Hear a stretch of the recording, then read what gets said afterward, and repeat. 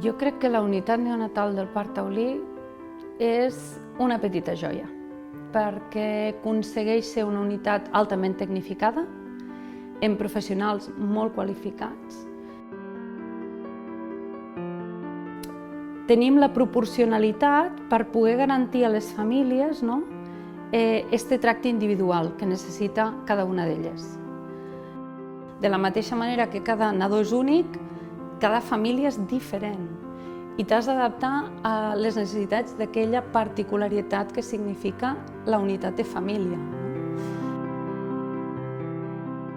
La causa principal d'ingrés a la unitat neonatal és la prematuritat i també el destret respiratori i els baixos pesos. O sigui, tenim molts nadons a terme que per baix pes ingressen a la unitat neonatal. Hi ha una part que és la part mèdica una mica que nosaltres hem de tractar, però hi ha una altra part que és igual d'important que aquesta, que és la família, no? La nostra funció és acompanyar aquesta unió familiar que són els pares amb el nadó.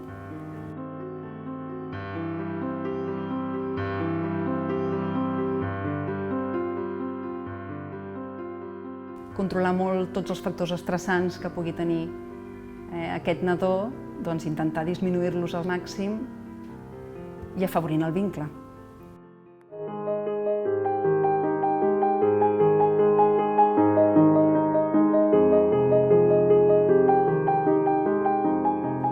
Els metges ens van fer confiança, nosaltres hem sigut sempre molt respectuosos amb el nadó, perquè érem molt conscients de la fragilitat d'aquest nadó.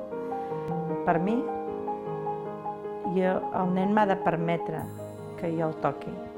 Per mi és important. Amb un prematur pots estar com a molt 10 minuts fent tractament.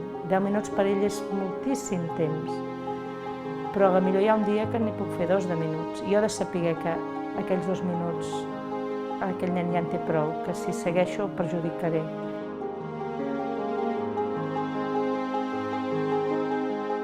Penso que l'equip humà del Parc Taulí és molt important, és un puntal aquí, i això fa que les famílies dipositen confiança.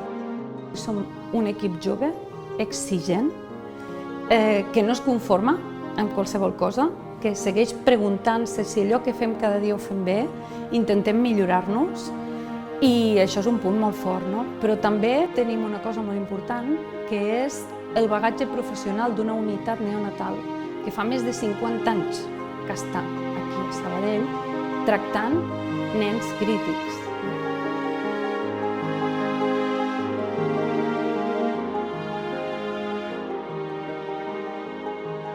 Quan un nen neix, intentem ajudar a aquella mare a acabar de gestar el seu fill de forma extracorpòria.